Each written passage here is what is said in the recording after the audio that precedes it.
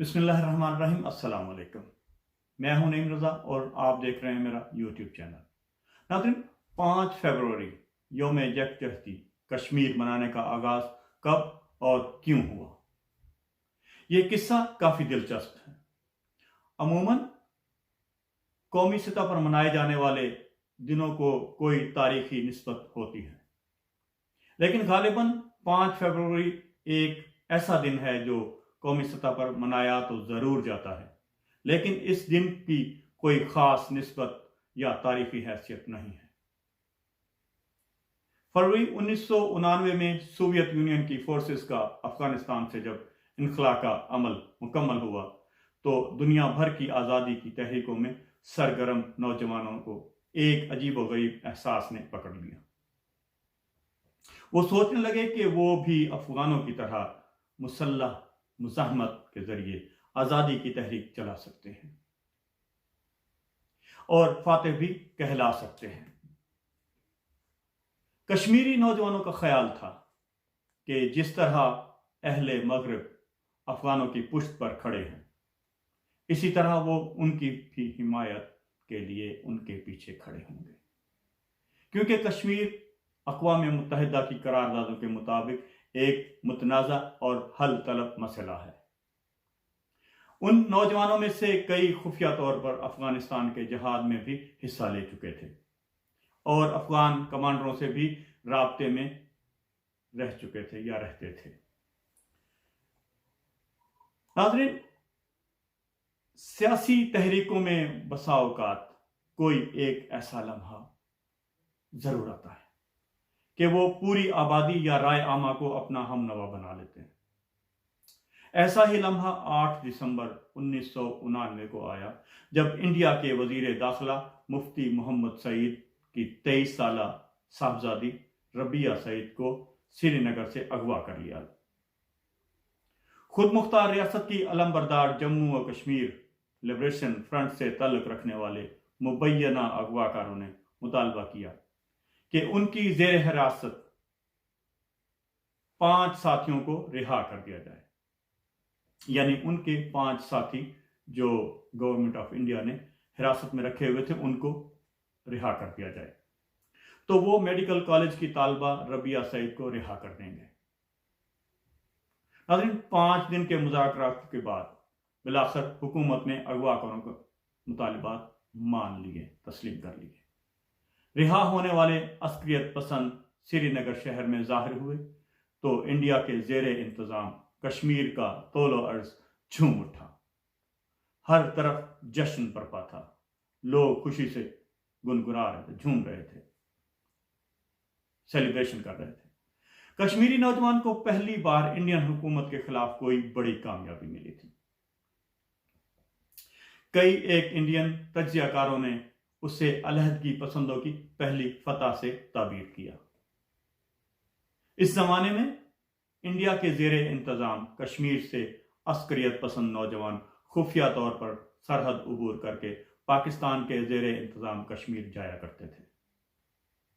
نوجوانوں کے یہ قافلے دن میں گھنے جنگلوں میں چھپ چھپا کر گزرتے اور سورج ڈھلتے ہی مغرب کی جانب رواں دواں ہو جاتے۔ صبح کی پو پھوٹتے ہی پاکستان کے زیر انتظام کشمیر میں داخل ہوتے، جہاں مقامی شہری انہیں حیرت اور تعجب کے ساتھ دیکھتے۔ ناظرین، ایک دم مظفر آباد کی عیدگاہ روڈ پر دیار کی لکڑی اور پتھر سے بنی ہوئی جماعت اسلامی کی ایک پرانی سی عمارت میں نوجوانوں کا ہجوم جمع ہو گیا۔ ان دنوں کراچی یونیورسٹی میں ایک طالب علم تھا۔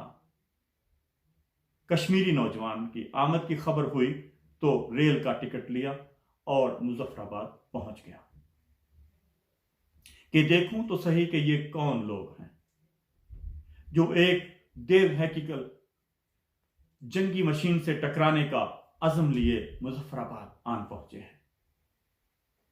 بڑی ہوئی شیو، اجڑی آنکھیں، رت جگہوں کے باعث آنکھوں کے گرد سیاہ ہلکے اور اکثر کے پرعزم لہجے کے نقوش ابھی تک ان کے ذہنوں میں۔ नाज़रीन, उस इमारत के सहन में मकामी लोग राशन इकट्ठा करके लाए थे और आग जलाकर उनके लिए चावल गोश्त पकाए जा रहे थे। उस वक्त के अमीर जमात इस्लामी काजी हुसैन अहमद ने अफगानिस्तान में रूस के खिलाफ जहाद में भी सरगर्म हिस्सा लिया था और उनके अफगान मुजाहिदीन की तंजीमों के साथ गहरे दोस्ताना ताल्लुकात भी थे। लिहाजा वो कश्मीरियों की तरफ मुतवज्जा हुए। वो मुजफ्फराबाद जाकर जमात इस्लामी के मकामी अमीर अब्दुल रशीद तराबी के हमरा उन कश्मीरी नौजवानों से मिले जिन्हें वो अक्सर मुजाहिदीन के नाम से पुकारते थे। काजी हुसैन ने उस वक्त के वजीर आला मियां मोहम्मद नवाज शरीफ से दरख्वास्त की कि ये पंजाब हुकूमत उन नौजवानों की रिहाइश और खुराक का इंतजाम करे।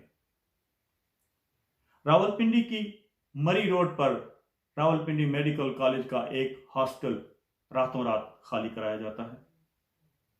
ये 4 मंजिला इमारत उन नौजवानों को पहली रिहाइशगाह के तौर पर मिल जाती है। काजी हुसैन अहमद ने पाकिस्तानियों से अपील की कि वो कश्मीरियों के साथ यकजहती के इजहार के लिए 5 फरवरी को मुल्कगीर सतह पर हड़ताल करें। काजी हुसैन अहमद के इत्तेहाद और इस्लामी जमहूरी इत्तेहाद, जिसे उमूमी तौर पर IJI के नाम से पुकारा जाता है, उस वक्त के सदर वजीर आला पंजाब मोहम्मद नवाज शरीफ ने भी हड़ताल की हमायत और पंजाब में छुट्टी का ऐलान कर दिया। इन दिनों IJI और अपोजिशन जमातें बेनज़ीर भुट्टो को कश्मीर मुखालिफ और इंडिया नवाज कहती थकती नहीं थी। नाज़रीन, 2 दिसंबर 1988, जी हाँ, 2 दिसंबर 1988 को बेनज़ीर भुट्टो ने पहली मर्तबा वज़ारत उज़्मा का मनसब संभाला तो चौथी सार्क कॉन्फ्रेंस का इजलास महज 4 हफ्ते बाद इस्लामाबाद में मुनक़िद होना था। बेनज़ीर भुट्टो और इंडिया के वज़ीर आज़म राजीव गांधी दोनों ममालिक के दरमियान ताल्लुकात का एक नया बाब रकम होना था। सार्क कॉन्फ्रेंस में शिरकत के लिए आए वज़ीर आज़म राजीव गांधी इस्लामाबाद तशरीफ लाए पहुंचे। वो अपने नाना पंडित जवाहरलाल नेहरू के बाद दूसरे वज़ीर आज़म थे जो पाकिस्तान के दौरे पर तशरीफ लाए थे। हुकूमत के मुखालिफिन ने इल्ज़ाम लगाया, नाज़रीन उस वक्त भी ये इल्ज़ामात का सिलसिला ऐसे ही चलता था। हुकूमत के मुखालिफिन ने इल्ज़ाम लगाया कि बेनज़ीर भुट्टो के हुक्म पर इस्लामाबाद के मेरिट होटल से चंद फरलांग के फासला पर कायम कश्मीर हाउस के साइन बोर्ड उतार दिए गए ताकि उनकी मौजूदगी राजीव गांधी की तब नाज़क पर गिरा ना गुजरे। हालांकि कैपिटल डेवलपमेंट अथॉरिटी का इसरार था कि बोर्ड सफाई के लिए उतारे गए हैं। नाज़रीन, 31 दिसंबर को दोनों ममालिक के वज़राए आज़म ने एक मुश्तरका प्रेस कॉन्फ्रेंस से खिताब किया जहां राजीव गांधी ने एक सवाल के जवाब में कहा कि कश्मीर पर राय शुमारी का अब कोई सवाल ही पैदा नहीं होता। कश्मीरी इलेक्शन में अपने मुस्तकबिल का फैसला कर चुके हैं। कहा जाता है कि बेनज़ीर भुट्टो उस जवाब पर खामोश रही क्योंकि वो जानती थी कि दोनों रहनुमाओं के दरमियान होने वाली मुलाकातों में इंडियन वज़ीर आज़म कश्मीर पर बातचीत से मुकम्मल तौर पर इनकार कर चुके हैं। वो चाहती थी कि मुफाहमत का जज्बा और फिजा बरकरार रहे।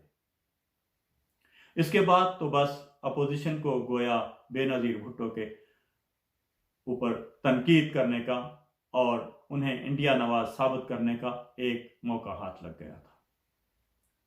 हुकूमत मुखालिफ रसायल और जराइद शाया होने वाले मज़ामीन, कालमों और तबसरों में वज़ीर आज़म बेनज़ीर भुट्टो से पर सख्त नुक्ता चीनी होती। इल्ज़ाम था कि उन्होंने कश्मीर बेच दिया है।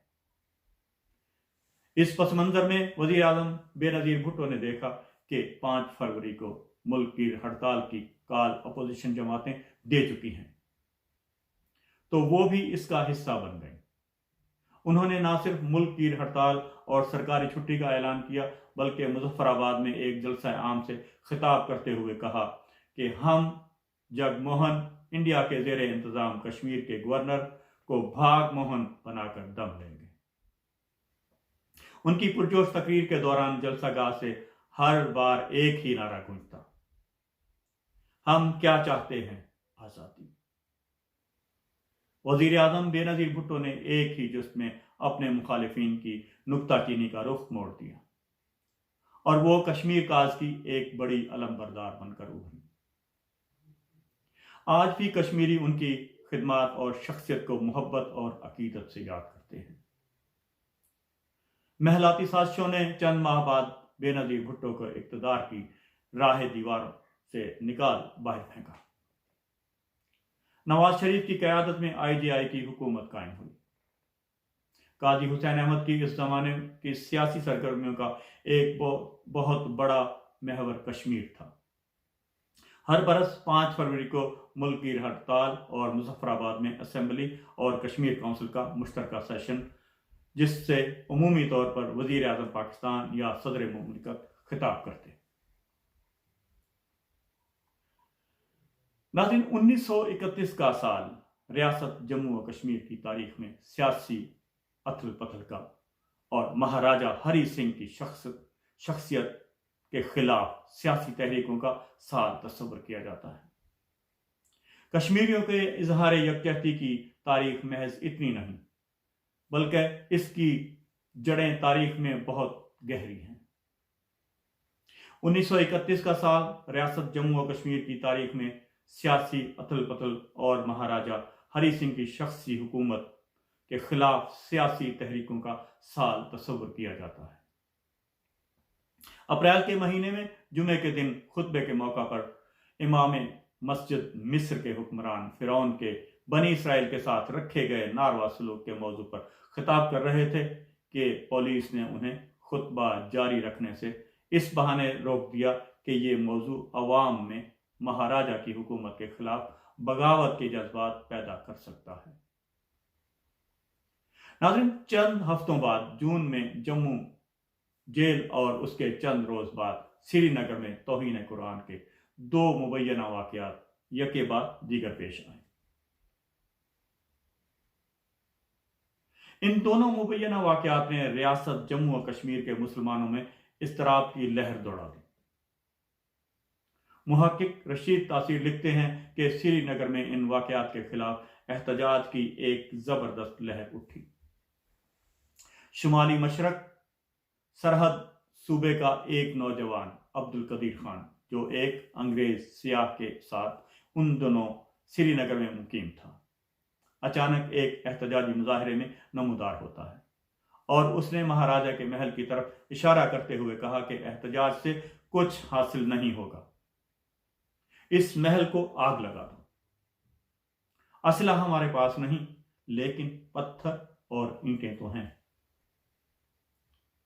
ناظرین، احتجاجی مظاہروں میں عوام کی بڑے پیمانے پر شرکت کا ذکر کرتے ہوئے سری نگر کے ممتاز مصنف پریم ناتھ ہزار لکھتے ہیں کہ احتجاج میں بھرپور عوامی شرکت کا سبب مہاراجہ کی انتظامیہ کا شہریوں کے ساتھ کیا جانے والا بدترین سلوک تھا۔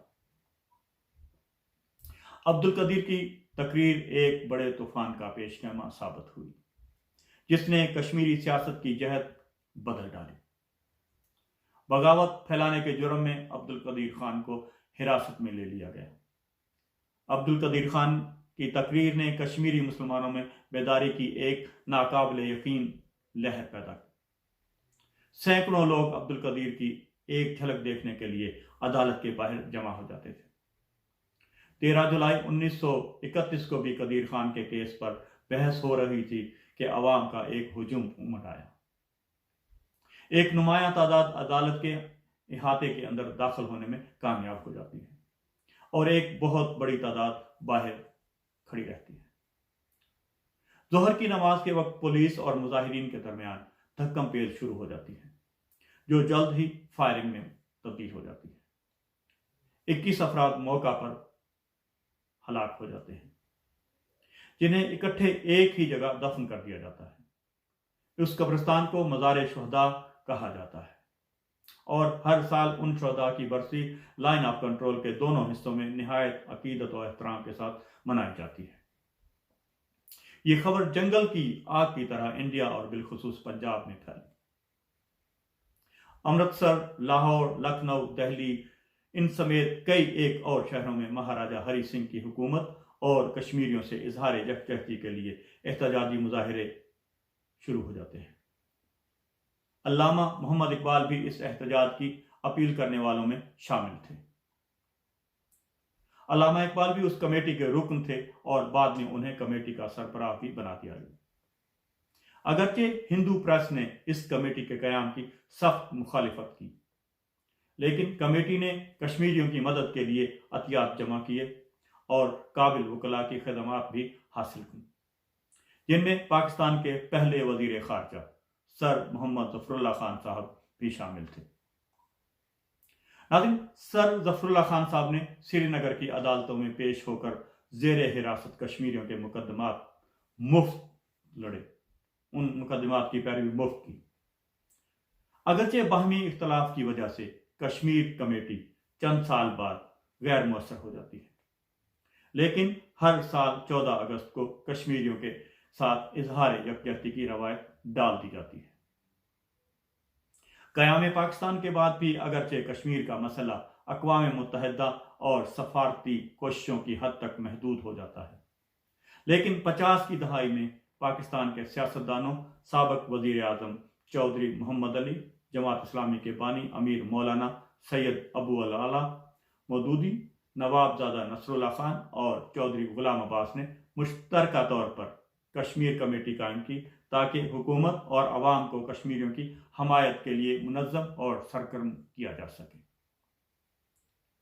ناظرین، فروری 1975 میں کشمیریوں کے ساتھ اظہار یکجہتی کے لیے ایک بار پھر ملک کی ہڑتال ہوتی ہے۔ اس کا پس منظر کچھ یوں ہے کہ 22 برسوں کی طویل سیاسی کشمکش کے بعد بالآخر شیخ عبداللہ نے انڈین حکومت کے ساتھ ایک معاہدہ کر لیا، جسے انترا عبداللہ ایکارڈ کے نام سے یاد کیا جاتا ہے۔ کانگریس کی مدد سے دوبارہ انڈیا کے زیر انتظام کشمیر کا اقتدار حاصل کر لیا، لیکن اس بار وہ وزیر اعظم نہیں، وزیر اعلیٰ بننے پر راضی ہو جاتے ہیں۔ پاکستان اور اس کے زیر انتظام کشمیر میں اس معاہدے پر سخت رد عمل سامنے آتا ہے۔ چنانچہ وزیر اعظم ذوالفقار علی بھٹو نے اعلان کیا کہ فروری کے آخری جمعہ کو ایک پرامن ہڑتال کی جائے گی۔ یہ ہڑتال نہ صرف پاکستان اور اس کے زیر انتظام کشمیر میں ہوگی، بلکہ انڈیا کے زیر انتظام کشمیر میں بھی ہوگی۔ بھٹو نے اس دن جلسے یا احتجاجی مظاہرے سے منع کیا، بلکہ کہا کہ پرامن طریقے سے کشمیریوں کے ساتھ اظہار یکجہتی کیا جائے۔ ناظرین، محمد فاروق رحمانی جو کئی کتابوں کے مصنف ہیں اور 90 کی دہائی میں سری نگر سے پاکستان منتقل ہوئے، اس ہڑتال کے چشمدید گواہ ہیں۔ اس مضمون نگار سے گفتگو کرتے ہوئے انہوں نے بتایا کہ یہ ایک تاریخی اور غیر معمولی ہڑتال تھی۔ گلیوں میں ہو کا عالم اور سڑکیں سنسان تھیں۔ وزیر اعظم ذوالفقار علی بھٹو انڈیا کے زیر انتظام کشمیر میں بھی بہت مقبول تھے۔ اقوام متحدہ میں کشمیر کے حوالے سے پاکستان کے وزیر خارجہ کے طور پر جوش انداز میں کی جانے والی تقریروں نے انہیں کشمیریوں میں بے پناہ مقبولیت عطا کی تھی۔ ان کی بیٹی بے نظیر بھٹو اور قاضی حسین احمد کو دنیا سے رخصت ہوئے کئی برس گزر چکے ہیں، لیکن ہر سال 5 فروری کو ان دونوں رہنماؤں کو یاد کیا جاتا ہے، جنہوں نے کشمیریوں کے ساتھ ہمدردی کا اظہار کرنے کی اس انوکھی روایت کا آغاز کیا، جو تمام تر سیاسی اتار چڑھاؤ کے باوجود قائم و دائم ہے۔